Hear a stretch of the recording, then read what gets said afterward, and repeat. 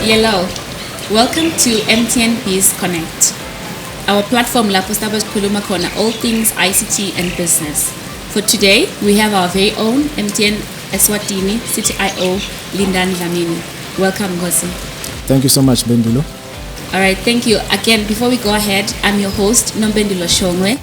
And so now to start our topic, we're going to be looking into digitalization. So to start off, CTIO, maybe tell us more about your professional background and how you got into the professional field of IT. Thank you, Nombendulo. My professional background, I am an electronic engineer, having studied from the University of Eswatini. Then I started my career in 2001. Then up to today, I'm in the field of technology. Now as CTIO in MTN, we're making sure that more than just providing technology systems, but we're assisting businesses to digitize and move forward with the transformation that they deserve to do. Thank you. I think one of the key words you mentioned there is technology, which is going beyond just your IT. And obviously today our focus will be on digitalization and transformation. Maybe tell us a little bit about why is that important for our SMEs and all the businesses in this era?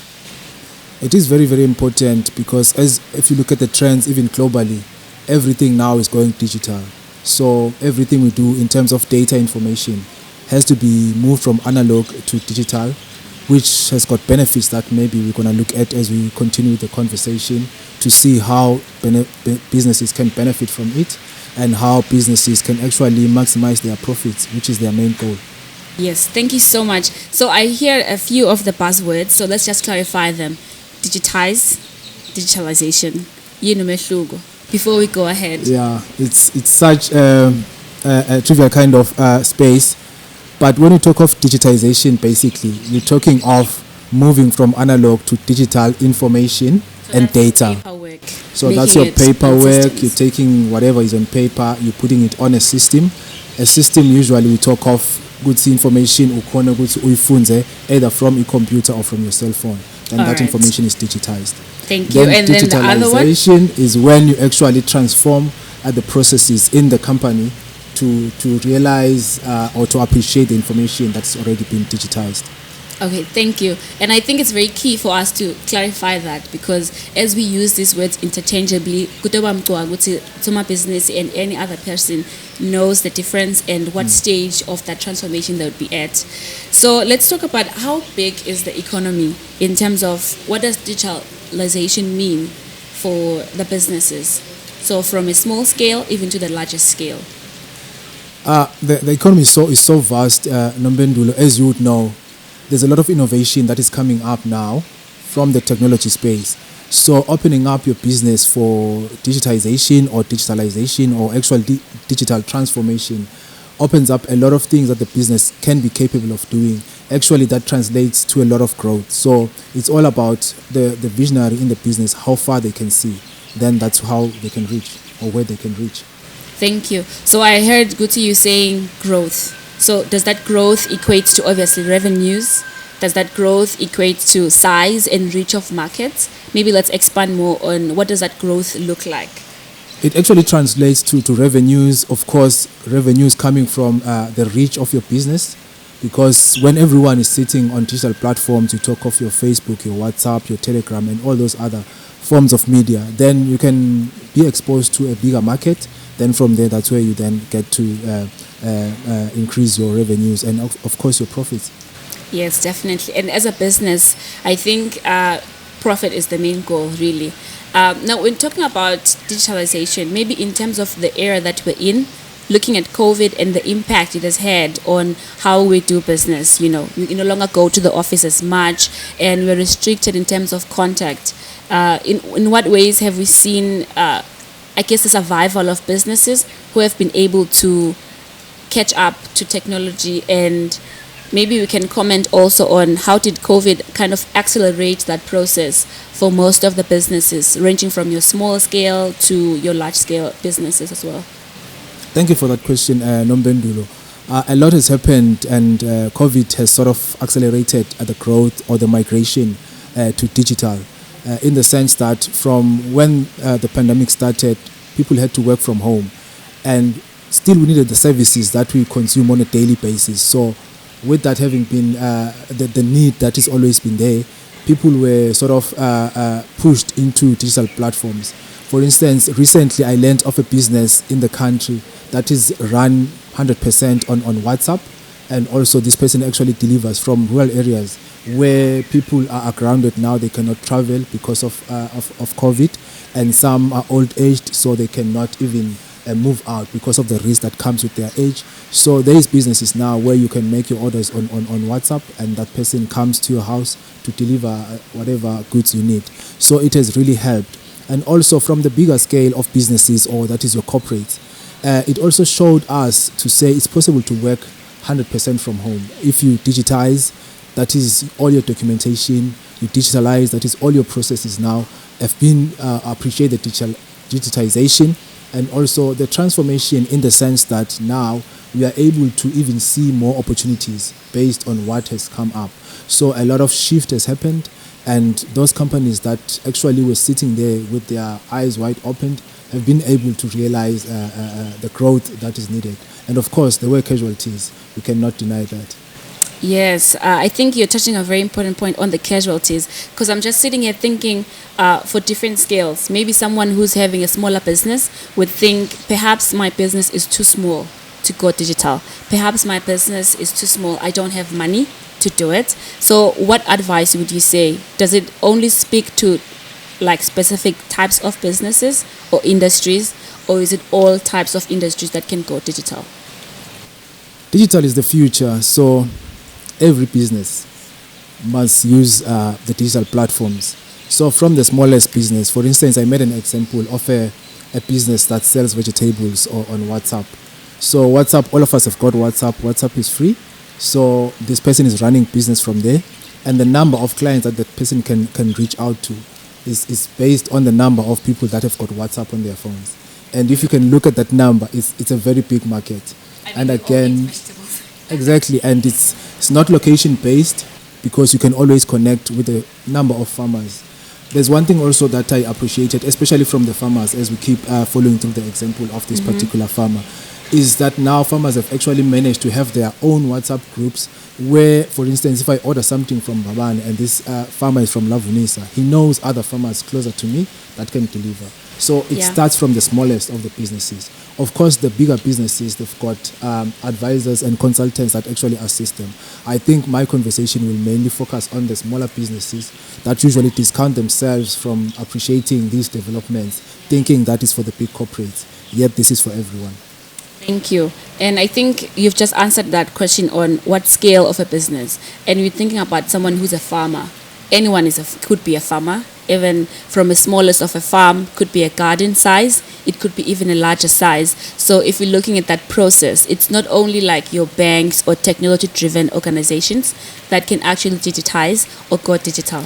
And just to put a plug quickly, aside from WhatsApp, we also have our platform Ayoba, which you can use to obviously connect with your customers, use that to connect with different people, and set up the very same modes of communication in terms of placing your orders and making sure that you are in contact with your customers and people are able to reach you at any point, at any time. So thank you so much, Lindani, for that one. So I'm looking at the lessons that we've learned from COVID. The first one it touched on was we can work from home.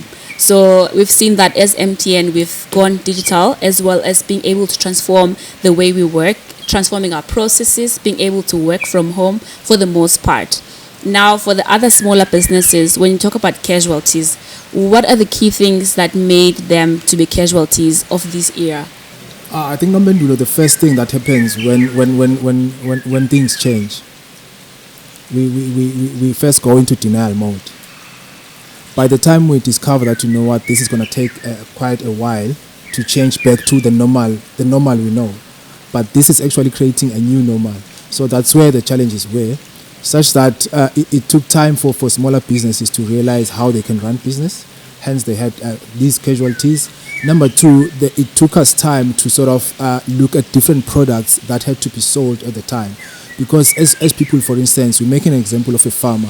A farmer knows that he needs to be in the field and grow the vegetables. But you may find that as a farmer who's also tech savvy, instead of being in the field, now you can move to another level, maybe if you can call it vertical integration, to say now maybe I collect the produce from the other farmers and sell. So, but now because you are used to saying I need to be in the field, you are stuck in the field, but there's a new opportunity now to say the rest of the farmers are grounded, but what else can you do to cover the market? Because everyone now is having the produce sitting in the farms, people are grounded at home, there's a gap in between. So that's how then we had the casualties that we had, because everyone said, I cannot sell cabbages anymore, and they were grounded. So I think that's where things happened. And there's also other businesses, your transport business, which I saw as well, where everyone was camping at the taxi rank, expecting us to get there, but someone would just come to us and knock at the doors. Would you like to go to town? We provide this kind of security or this kind of service that can take you to where you want, instead of us taking the normal public transport. So I think it was those opportunities that we didn't exploit, and we ended up having the casualties we had. Right, thank you. I think I'm noting change management process, or being able to accept change for the businesses. And I think maybe not also being able to identify that as small or whatever size you are, medium business or medium enterprise, don't downscale your ability to change. Do not downscale your ability to transform and be able to adapt to the environment. So I really also noted that the transport industry, as well as farming, I think food and other sales, given the fact that COVID made us to stay at home, the opportunity was, and it still is, I think, even when it comes to healthcare, the opportunity is still bring the service to the people. So whatever areas that people are working in, operating in, they could still find those opportunities to leverage and also continue to transforming. So I think I would encourage that businesses, they don't give up about the change process. And now I want to see from your side, how important is the role of reliable connection, internet connections, and universal access in this process? Now we're saying we're going to do everything digital.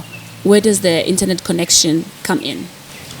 Yeah, thanks, Nombendulo. It plays a very, very big role, in the sense that if we're going to the journey, or going with the journey of digitization, the Internet of Things, it requires a lot of reliability on the internet service.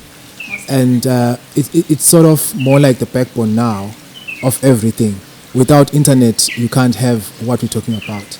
So it requires the service providers in the country or elsewhere to make sure that they've got systems that are always up, always running. And then it gets to the small business to say their platforms always need to be up and running at all times. And also it talks to the kind of consumers that we're facing in the market.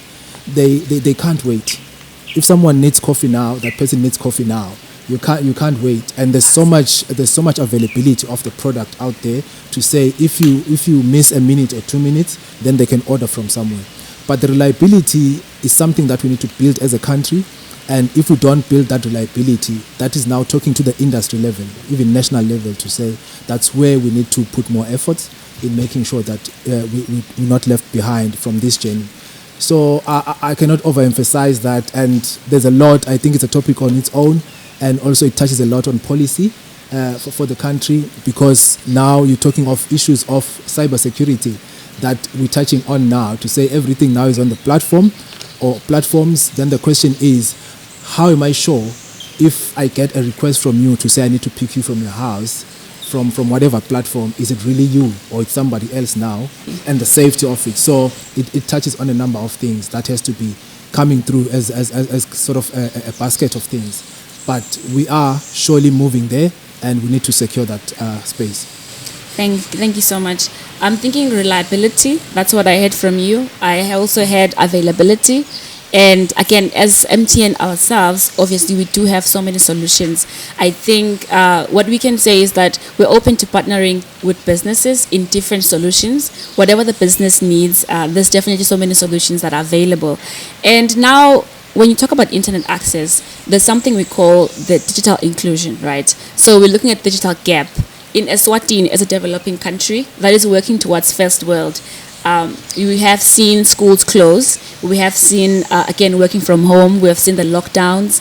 And what can we say about the status currently of the gap? Have we done enough to close the gap? Is Gogo Lekaya able to be on WhatsApp? Is Gogo Lekaya able to join Ayoba and figure things out? What can you say? I think on that space, Nombendulo, MTN is playing a bigger role with Ayoba, where there's always free access. Unfortunately, the barrier now is the access to smartphones, which I think is the challenge. Every operator or every player in the market has tried what they can do to avail the services to every person in the country in terms of inclusion. But I think we need to do more in terms of making the gadgets themselves accessible. And beyond that, we also need to do a lot of training and assist our grandmothers, grandfathers to sort of understand how to work with these kind of phones that they can use now. As I said, or as we've made an example to say, everyone needs vegetables. Yeah. So I can send mobile money home to my mom or my dad or even my grandmother. But the question is, are they going to be able to order their vegetables using these platforms?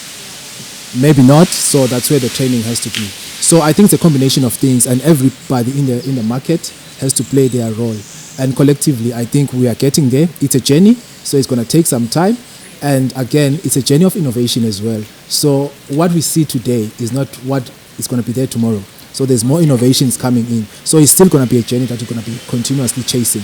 I think I like how we mentioned also mobile money. I think already that is digital, because we know Gutsi back in the day, right? For someone to go, Mafika station, and again, security around that. So I think we are already at a place where we can say, Masngatiwa imita of engagement as the Coke Zero, we are making strides towards that. And I know that also as MTN, we do a lot in terms of those accessible gadgets. We've had something like a Smart T, which we already have as well. People were loving those devices. Again, that is all trying to say, can Gogo get to the technology? Can Mage Lekaya, can Andy, can all these people, as well as Bomkulu, be able to join into the technology, singabashi behind. I think what I've also noted from your conversation is the question on information security, cyber security, right? What is it that we are going to be saying with as businesses, with the transformation that they're doing? What should they look out for? Be careful of these areas, and how do they ensure that they are secured in terms of we will not be exposed to fraudulent activity online. I will not expose my customer information. It will not get stolen as we go digital. Yeah, there's a lot of stuff that needs to be done. Maybe before I get to that question, I was looking at our example of using mobile money. The good thing about mobile money is it's got different platforms of accessing it. There's the USSD one, which I believe goes to the point of inclusion as well, because even if you don't have a smartphone, you can still use the USSD platform and get access. But if you are using a smartphone, then you can go to the smart app. So it's that type of access. I usually make an example of saying with digital information, there's different gates, like you would have different doors to a house. It's the same house, but you can come through USSD, you can come through mobile app, you can come through any other means. So everywhere we need to create those different platforms. Then now, talking of how does the business know that they're not going to be defrauded in the activities they do online, then it goes to the trust you need to have for the service provider. That's why everything is branded. If you see something branded MTN, you need to trust MTN, whether it's MTN app or MTN services that you buy. And again, going to the other consumer or the other service provider as well, it's all about the trust, or knowing that business, or understanding where the business comes from. The other day, I had a conversation with my kids. They were looking at some applications online.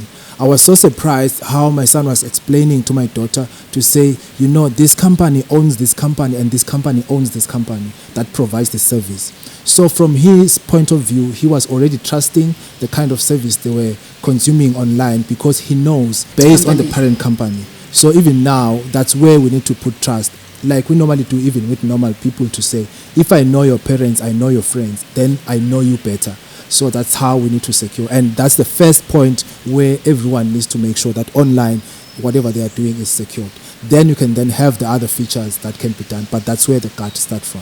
So the heart of security is trust, brand trust.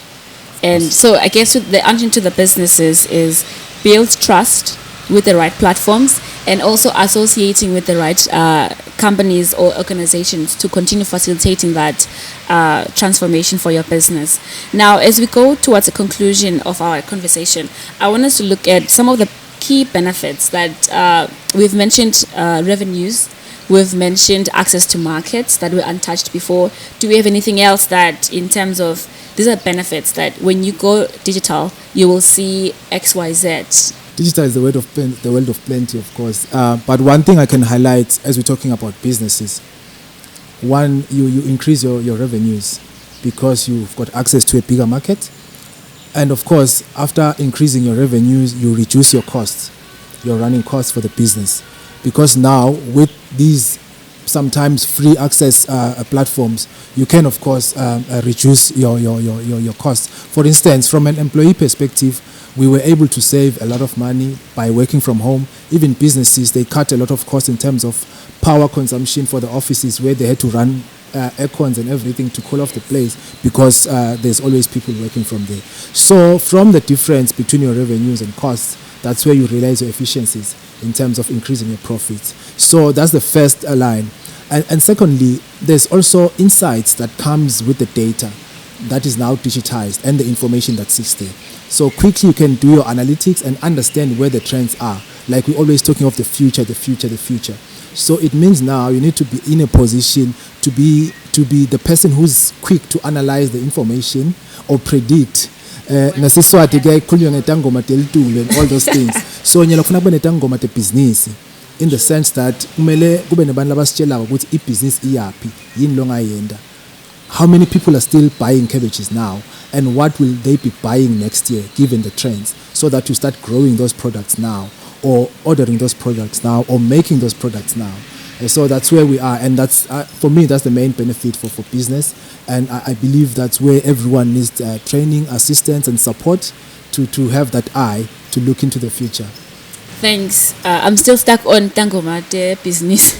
I think that's a very good one because definitely we do, as an analyst myself, I can imagine the power of data, and you're touching on something very, very important. When you talk digitalization, you talk digitizing businesses, it speaks to access to databases, it speaks to that data, that your customer insights, and most definitely improved customer insights will speak to increased and much better customer experience.